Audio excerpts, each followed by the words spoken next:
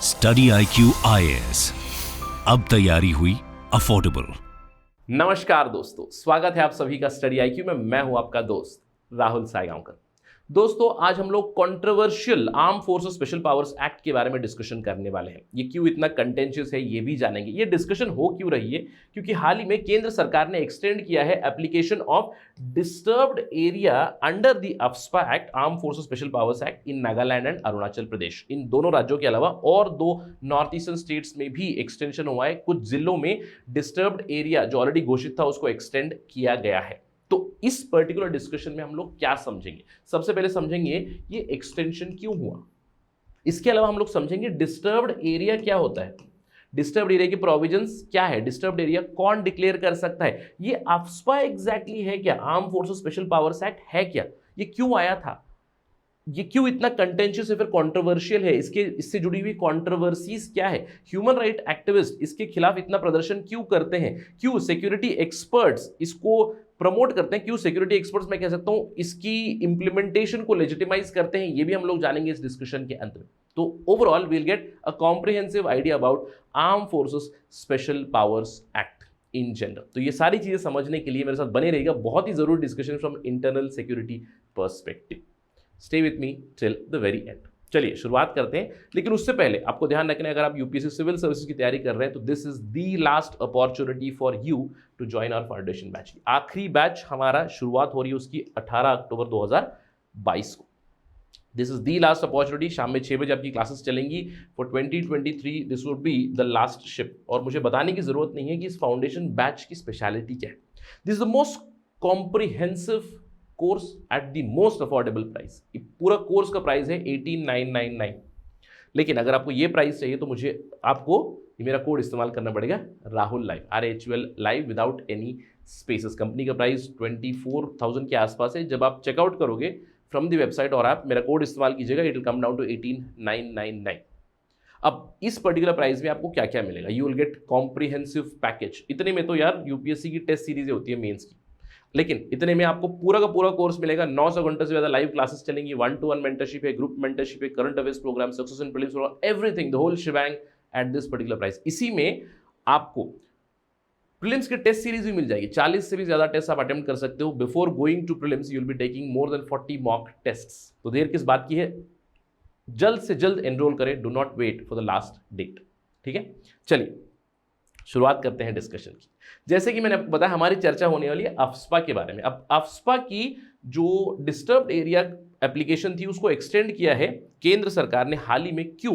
क्योंकि काफी अनसर्टेनिटी है specially in the north eastern reason, क्योंकि अभी तक नागा पीस टॉक्स चल रही है। नागा पीस अकॉर्ड अभी तक फाइनलाइज नहीं हुआ है, अभी भी बातचीत चल रही है केंद्र सरकार के बीच और नागा फैक्शंस के बीच। इसीलिए ये जो अफ्स्पा के अंडर डिस्टर्ब्ड एरियाज थे, 4 राज्यों में इसको एक्सटेंड किया है। हम ये 4 राज्य कौन से हैं ये भी देखेंगे इन नॉर्थ ईस्टर्न रीजन। लेकिन आज का हमारा पूरा डिस्कशन का मुद्दा ही है AFSPA, arm forces special powers act. ठीक है, अब ये एक्ट है क्या? नाम से पता चल रहा है आर्म फोर्सेस को कुछ स्पेशल पावर्स दी जाएंगी जिसके तहत वो पब्लिक ऑर्डर को मेंटेन कर सकते हैं। कहां पे? इन द डिस्टर्ब्ड एरियाज। अब इस पर्टिकुलर एक्ट में जैसे ही कोई एरिया डिस्टर्ब्ड एरिया घोषित हो जाएगा, वहां पे आर्म फोर्सेस को एक्स्ट्रा ऑर्डिनरी पावर्स मिल जाएंगे। पब्लिक ऑर्डर को मेंटेन करना है। अगर कहीं पे 5 से ज्यादा लोग जमे हुए हैं तो उस असेंबली को रोक सकते हैं, ओपन फायर भी कर सकते हैं। अलग अलग एक्स्ट्राऑर्डिनरी पावर्स और इम्यूनिटी मिली हुई है अंडर दिस पर्टिकुलर एक्ट। ठीक है, बेसिकली क्या है, इंटरनल सिक्योरिटी को मेंटेन करने के लिए, इंटरनल सिक्योरिटी को एनहांस करने के लिए ये पर्टिकुलर एक्ट आया है। अब इसकी हिस्ट्री क्या है? सवाल ये है कि why did we bring AFSPA. देखिए, ये काफी आयरॉनिकल चीज है कि अफ्स्पा का सबसे पहला इस्तेमाल किया था ब्रिटिश लोगों ने हमारे खिलाफ ही, राइट, इंडियंस के खिलाफ। ब्रिटिश ने 1942 में 1942 में क्या हुआ था, क्विट इंडिया मूवमेंट, भारत छोड़ो आंदोलन हुआ था, उसको रोकने के लिए एक अध्यादेश लाया था ब्रिटिश ने, arm forces special power ordinance, जिसके तहत एक्स्ट्राऑर्डिनरी पावर दी गई थी पुलिस को कि आप बिना किसी ट्रायल के, बिना किसी वारंट के लोगों को अरेस्ट करें, असेंबली अगर कर रहे हैं तो उन्हें भी डिस्पर्स करें, बहुत सारी चीज, ओपन फायरिंग, ये सारी पावर्स दी गई थी उस ऑर्डिनेंस के तहत।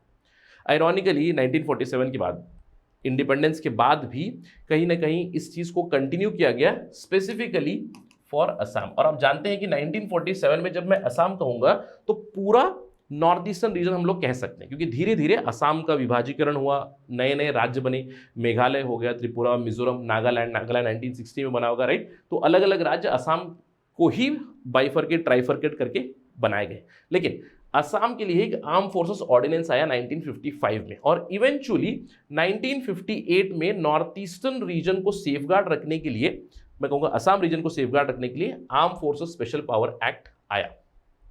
क्यों?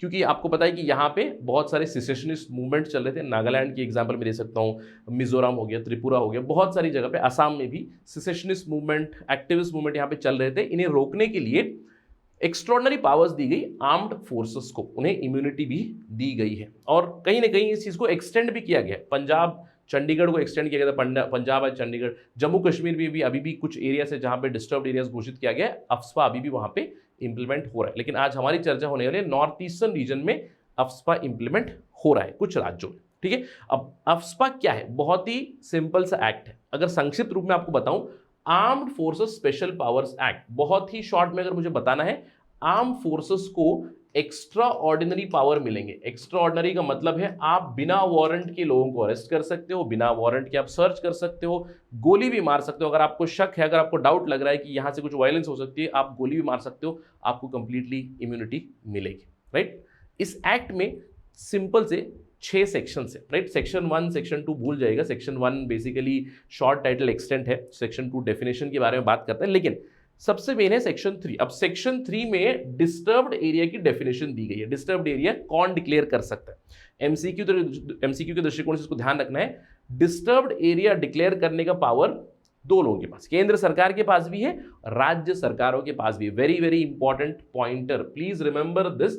The governor of the state can also declare an area as disturbed area. तो डिस्टर्ब्ड एरिया के पावर दोनों के पास भी है, central government as well as state government. अब जैसे ही किसी एरिया को घोषित किया जाता है ऑफिशियल गजट में कि ये पर्टिकुलर एरिया, ये पर्टिकुलर डिस्ट्रिक्ट, इतना एरिया डिस्टर्ब्ड एरिया, वहां पे आर्म फोर्सेस को एक्स्ट्राऑर्डिनरी पावर्स मिल जाती है। लेकिन यहाँ पे कुछ लिमिटेशन भी दी गई है। सुप्रीम कोर्ट अलग अलग केसेस में कुछ कुछ चीजें एक्सप्लेन करता हुआ आ रहा है, जैसे कि गवर्नर की जो पावर है टू डिक्लेयर डिस्टर्ब्ड एरिया, ये आर्बिट्रेरी नहीं होनी चाहिए। ये डिक्लेयर हुआ था इन इंद्रजीत बरुआ केस। इसके अलावा सुप्रीम कोर्ट ने एक और क्लैरिफिकेशन भी दी हुई है कि जब भी आप डिस्टर्ब्ड एरिया घोषित करोगे, ऐसा नहीं है कि आपने कह दिया कि नागालैंड इज डिस्टर्ब्ड एरिया, नहीं, लिमिट होनी चाहिए। यानी कि आप स्पेसिफिक डिस्ट्रिक्ट के अंदर एरिया को भी आप डिफाइन कर सकते हो एज डिस्टर्ब्ड एरिया। साथ ही साथ एक टाइम लिमिट भी होनी चाहिए। You cannot declare without any time limit. इसीलिए हर 6 महीने में एक्सटेंशन मिलती है। तो मैंने आपको बताया एक लीगल रीजन भी था। एक तो रीजन था अप्रैल 2022 में ही अफ्स्पा की एक्सटेंशन हुई थी, अभी फिर से अफ्स्पा को एक्सटेंड किया गया नागालैंड, अरुणाचल प्रदेश और दूसरे 2 नॉर्थ ईस्टर्न रीजन्स में। क्लियर? बहुत जरूरी है आपको समझना कि कोर्ट यहाँ पे इंटरवीन कर चुका है। डिस्टर्ब्ड एरिया आर्बिट्रेली डिक्लेयर नहीं कर सकता है गवर्नर। इसके अलावा आपको लिमिट भी होनी चाहिए, आप अलग अलग जिलों को या फिर टाइम लिमिट के साथ उसको डिक्लेयर करोगे, ठीक है। यानी कि डिस्टर्ब्ड एरिया डिक्लेयर हो गया, अफ्स्पा की पावर एक्टिव हो गई। इसके अलावा सेक्शन 4 बहुत जरूरी है। सेक्शन 4 जो है, it is very very important. Arm forces को पावर दी गई है, कोई भी कमीशन्ड ऑफिसर हो, वारंटेड ऑफिसर हो, नॉन कमीशन्ड ऑफिसर्स हो, या फिर any other person equivalent to the rank of armed forces, यानी कि पुलिस फोर्सेस को भी पावर मिल जाएगी if they are equivalent with the armed forces. यहाँ पे किस तरह का पावर मिलेगा? आपको एक्स्ट्रॉर्डिनरी पावर मिलेगा टू मेंटेन पब्लिक ऑर्डर। 5 लोगों से ज्यादा अगर जमे हुए डिस्पर्स कर सकते हैं, आप गोली मार सकते हो, आप फोर्स इस्तेमाल कर सकते हो, even if it causes death against any person जो आपको थ्रेट लगता है। इसके अलावा इनके पास एक्स्ट्रॉर्डिनरी पावर दी गई है सर्च करने की, power of arrest, power of search and seizure without any sort of warrant. आपको कोई वारंट की जरूरत नहीं पड़ेगी, आप सीधे घर में घुस जाओगे, सर्च करोगे, अरेस्ट भी कर सकते हो बिना किसी वारंट के, ठीक है। ये ध्यान रखना है। तो ये एक्स्ट्रॉर्डिनरी पावर मिलती है। अगर समझ लीजिए आपने गोली मार दी, अगर डेथ हो भी गई, इसके प्रति भी इम्यूनिटी है इन दी सेक्शन 6। सेक्शन 6 में protection to persons acting under the act, यानी कि अगर आप अफ्स्पा के अंदर आपको पावर मिले हैं आर्म फोर्सेस के लोगों, जैसे कि असम राइफल्स हो गए या फिर कोई और फोर्सेस है हमारी सीएपीएफ फोर्सेस, अगर वो डिस्टर्ब्ड एरिया में लड़ रही है, तो अगर गोली चल गई, किसी की डेथ भी हुई, तो no prosecution can start without the sanction of central government, यानी कि सेंट्रल गवर्नमेंट हाँ कहने के बाद ही उनके खिलाफ कोई भी प्रोसिक्यूशन शुरू हो सकती है। इसके अलावा जिस बंदे को अरेस्ट किया, जिस लोगों को अरेस्ट किया है, आर्म फोर्सेस के लोग, उन्हें जल्द से जल्द पुलिस को हैंडओवर करना चाहिए। इस तरह के भी रूल्स आ चुके हैं, इस तरह की भी एक सेक्शन है। तो बहुत ही सिंपल है, 7 सेक्शन थे, सेक्शन 7 अभी जा चुका है, no need of thinking that. तो 6 सेक्शंस है आपकी अफ्स्पा में, पहला और दूसरा सेक्शन उसको भूल जाइएगा। Section 3, 4, 5 and 6 very very important. Exam के दृष्टिकोण से अगर आप इन सेक्शंस को भी कोट करोगे, स्पेशली सेक्शन 3 और सेक्शन 6, सेक्शन 4 अगर आपको याद रहेगा तो काफी रहेगा। ठीक है, आई होप कि आपको समझ में आ गया कि अफ्स्पा का मतलब क्या है। आर्म फोर्सेस को स्पेशल पावर्स मिलती है, एक्स्ट्राऑर्डिनरी पावर्स। नॉर्मली अगर मुझे कोई अरेस्ट करने आएगा, समझ लीजिए अभी मैं पढ़ा रहा हूँ, कोई अरेस्ट करने मुझे आएगा तो मुझे वारंट कहाँ है भाई, है ना, where is your warrant police. लेकिन ये आप पूछ नहीं सकते अंडर अफ्स्पा, राइट। अगर समझ लीजिए ये जो एरिया जहाँ मैं पढ़ा रहा हूँ उसको डिस्टर्ब्ड एरिया घोषित कर दिया गया तो बिना वारंट के मुझे अरेस्ट किया जा सकता है। अगर पुलिस को लगे कि मैं खतरा हूं तो मुझे गोली मार दी जा सकती है। That's the basic understanding. Okay, clear, right, ठीक है। चलिए खबर पे चलते हैं। जैसे कि मैंने आपको बताया कि अफ्स्पा कहां एक्टिव है, अभी नॉर्थ ईस्टर्न रीजन में इसको एक्सटेंड किया गया। It is now applicable right now in 31 districts of 4 north eastern state, जहां पे प्रिडोमिनेंटली नागालैंड और अरुणाचल प्रदेश की स्टेट्स है। जैसे 12 डिस्ट्रिक्ट्स है नागालैंड और अरुणाचल प्रदेश के जहां पे अफ्स्पा एक्टिव है। नागालैंड के स्टेट्स यहाँ पे दिए गए हैं, अरुणाचल प्रदेश के नागालैंड के डिस्ट्रिक्ट्स यहाँ पे दिए गए हैं, अरुणाचल प्रदेश के भी डिस्ट्रिक्ट्स यहाँ पे दिए गए हैं। इसके अलावा 2 और राज्य हैं, नागालैंड, अरुणाचल प्रदेश, असम और मणिपुर। यहाँ पे कुछ राज्यों में कहीं पे कंप्लीटली अप्लाई किया गया अफ्स्पा, कहीं पार्शियली अप्लाई किया गया है। इसके अलावा अभी भी जम्मू कश्मीर और लद्दाख के कुछ राज्यों, कुछ जगहों पे भी, कुछ एरियाज में भी AFSPA is active as of now. तो ध्यान रखना है, नॉर्थ ईस्टर्न रीजन में इन 4 राज्यों में, असम में, नागालैंड में, मणिपुर में और अरुणाचल प्रदेश में अफ्स्पा अभी भी एनफोर्स्ड है, राइट। इसकी एक्सटेंशन हुई है, आपको ध्यान रखना है, वेरी इंपॉर्टेंट, राइट। अब सवाल ये उठता है कि सर अफ्स्पा से जुड़ी हुई कंट्रोवर्सी क्या है। मुझे लगता नहीं कि इसको ज़्यादा समझाने की ज़रूरत है। जैसे कि मैंने आपको एग्जांपल दिया, बहुत ही सिंपल चीज़ है यार। अभी मैं पढ़ा रहा हूँ, अब यहाँ पे अफ्स्पा लग गया है, पुलिस आएगी बोलेगी भाई तू पढ़ा रहे, तू खतरा है, गोली मार देगी। अफ्स्पा में उनके पास इम्यूनिटी है, right. I hope you understand, although hypothetical example दे रहा हूँ, बहुत ही एक्सट्रीम लेवल एग्जांपल भी दे रहा हूँ, बट ट्राई टू अंडरस्टैंड कि ह्यूमन राइट्स ग्रुप ये कहते हैं कि ये बहुत ही ज़्यादा अग्रेसिव और ऑपरेसिव एक्ट है। क्यों? क्योंकि आर्म फोर्सेस के बाद एक्स्ट्राऑर्डिनरी पावर मिल जाती है। बिल्कुल, देखिए आर्म फोर्सेस के दृष्टिकोण से जब हम लोग समझे, सिक्योरिटी एक्सपर्ट्स ये कहते हैं कि अफ्स्पा क्यों जरूरत है, अफ्स्पा की क्यों जरूरत है। अगर सेसेशनिस्ट मूवमेंट चल रही है, एक्टिविस्ट मूवमेंट चल रही है, कहीं पर टेररिस्ट मूवमेंट चल रही है, तो वहां पे बहुत ही कम समय होता है आर्म फोर्सेस के पास, सिक्योरिटी पर्सनल के पास डिसीजन लेने का। कि पता नहीं, अगर समझ लीजिए 4-5 लोग हैं, पता नहीं कि उनके पास गन है, AK-47 है, तो आपने देखा, आपको शक लग रहा है, तो आपने फायर कर दिया। तो देखिए सिक्योरिटी एक्सपर्ट्स ये कहते हैं AFSPA is needed for preserving the unity and integrity of India, specially areas जैसे Jammu Kashmir secessionist movement, north eastern region secessionist movement बहुत ज़्यादा चलती है। तो इन चीज़ों को रोकने के लिए सिक्योरिटी एक्सपर्ट्स कहते हैं कि कहीं ना कहीं अफ्स्पा की ज़रूरत पड़ती है, क्योंकि आर्म फोर्सेस को पता नहीं कि क्या होने वाला है, राइट। क्योंकि अगर जब आप एक्शन में रहोगे तभी आपको पता चलता है।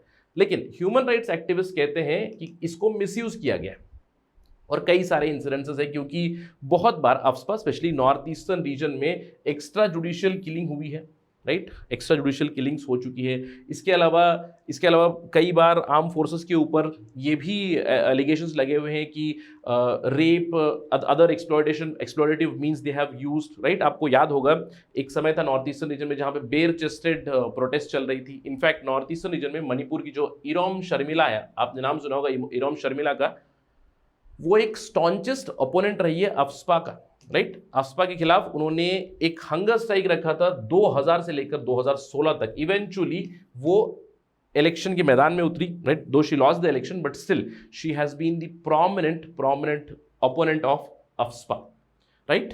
तो ऑफ कोर्स काफी कंट्रोवर्शियल रहा है, क्योंकि कई बार मिसयूज होने की खबरें भी आ चुकी है, कई बार इन्वेस्टिगेशन हो चुकी है जहां पे ये पता चला है कि एक्स्ट्रा जुडिशियल किलिंग हुई है, कि समझ लीजिए एनकाउंटर हो चुका है, कुछ इस तरह की चीजें भी हाईलाइट हुई है। तो काफी कंट्रोवर्शियल है, बिकॉज स्वीपिंग पावर्स मिलती हैं टू दी आर्म्ड फोर्सेस। अब इसके प्रति अगर हम लोग बात करें कि सिक्योरिटी एक्सपर्ट्स की, वो क्या सजेस्ट करते हैं कि अफ्स्पा की जरूरत क्यों है।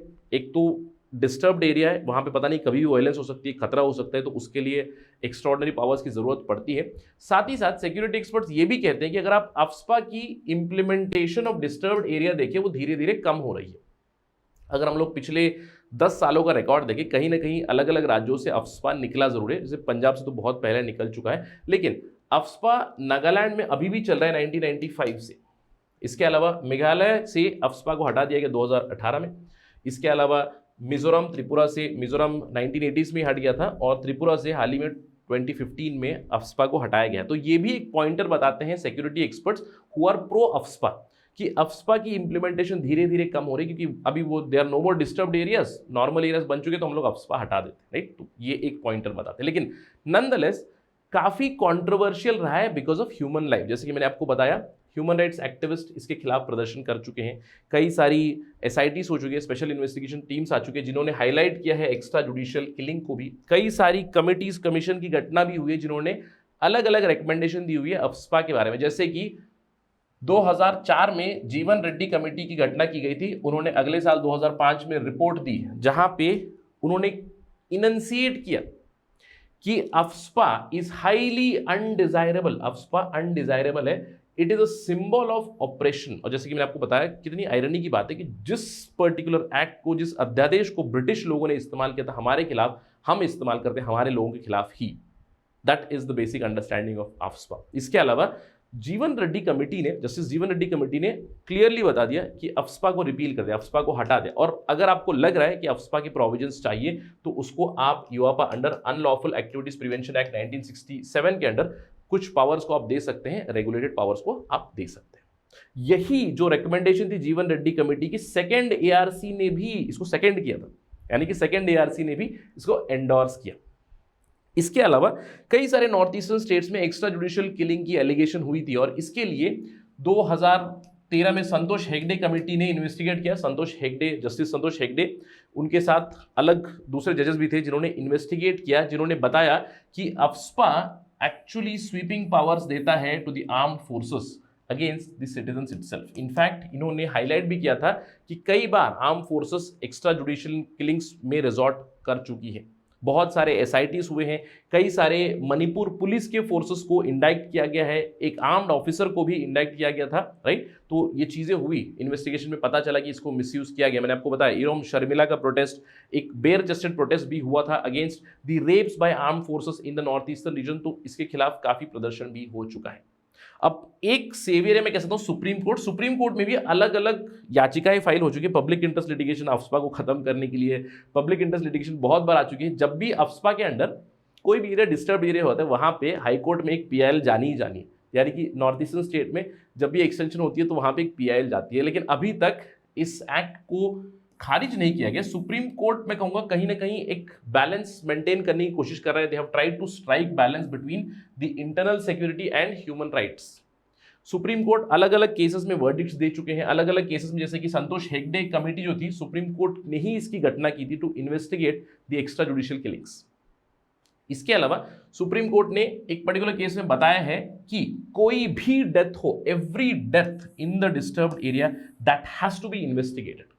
अगर किसी की भी मृत्यु हो जाए, आर्म फोर्सेस ने पावर इस्तेमाल किया, फायर किया है, then it has to be inquired thoroughly by the CID, और एनएचआरसी भी यहाँ पे इन्वॉल्व होना चाहिए, नेशनल ह्यूमन राइट्स कमीशन भी यहाँ पे इन्वॉल्व होना चाहिए। तो कहीं ना कहीं एक बैलेंस स्ट्राइक करने की कोशिश की है। जैसे कि मैंने आपको बताया कि ह्यूमन राइट्स एक्टिविस्ट इसके खिलाफ है, बहुत सारे प्रोटेस्टर्स इसके खिलाफ है, लेकिन सिक्योरिटी एक्सपर्ट्स इसकी नीड की बात करते हैं। जैसे कि मैंने आपको बताया एक पॉइंटर यहाँ पे कि धीरे धीरे इसकी एप्लीकेशन कम हो रही है, लेकिन आज भी we are living in the 21st century, 21वीं सदी में भी इस तरह के ऑपरेसिव एक्ट्स हैं जिनकी एक्सटेंशन हो चुकी है 4 नॉर्थ ईस्टर्न रीजन में today also, despite so many recommendations की इसको रिपील किया जाए। इसको रिपील करने की भी कोशिश की थी, राइट। 2013-2014 में जब यूपीए की सरकार थी, उन्होंने एक सब कमेटी की घटना की थी, बट सरकार बदलने के बाद उसके ऊपर ज्यादा कुछ ट्रैक्शन अभी तक आया नहीं है, right. Still the act is being implemented in many places.